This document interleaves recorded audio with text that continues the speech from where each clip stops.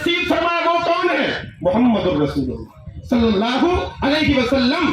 और इस मदरसे को सबसे पहले मुक्तदियों और तलबा की जो जमात नसीब हुई वो असहाबे रसूल की जमात है। वो सहाबा कराम और अहले बैत उज़्ज़ाम रिज़वानुल्लाह ताला अलैहिम अजमईन की जमात है।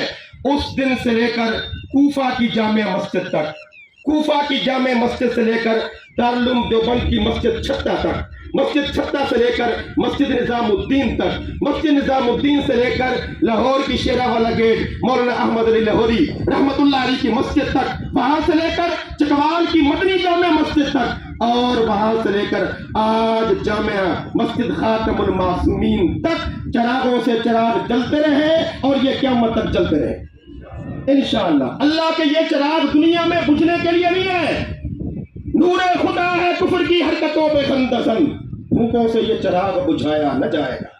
नस्लें मिट जाएगी, लोग अपनी अपनी जिंदगी गुजार के दुनिया से चले जाएंगे, मदरसा भी बाकी रहेगा, मस्जिद भी बाकी रहेगी। बड़े खुश नसीब थे वो अफराद, काश के वक्त होता तो मैं खराज मोहब्बत पेश करता जब तने तनहा इस इलाका के अंदर आज से 125 साल पहले अबुल फजल हजरत मौलाना काजी करमुद्दीन तबीब रहमतुल्लाह अलैह ने मसाजिद की बुनियाद रखी, खत्म नबुव्वत पे काम किया, दिफा सहाबा पे काम किया।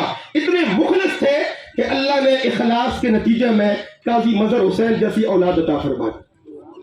हजरत अक़दस काजी साहब रहमतुल्लाह अलैह की खिदमत का कौन सा गोशा बयान किया जाए, कौन से पहलू को छेड़ा जाए? आसमानों पर इतने सितारे नहीं होते जितने काजी साहब के दीनी एहसानात हैं, जितने काजी साहब की दीनी खिदमत हैं। और फिर उनके खुलूस की बरकत से अल्लाह करीम ने आपको फर्जंद दिलबंद अता फरमाए। अमीर मोहतरम हजरत मौलाना काजी मोहम्मद ज़हूर हुसैन अज़हर साहब, अल्लाह आपकी सेहत में बरकत अता फरमाए। जरा आमीन ऊंची कह दो। हम थोड़े थोड़े अहले हदीस भी है जी, आमीन की हद तक ना हम थोड़े थोड़े अहले हदीस भी है, ऊंची आमीन कह दे शाबाश। अल्लाह ताला हजरत काजी साहब की जिंदगी में बरकत दे, अल्लाह इनकी सेहत में बरकत दे। ये सारे आपके वजूद की बरकतें हैं, आपके वजूद की बहारें हैं।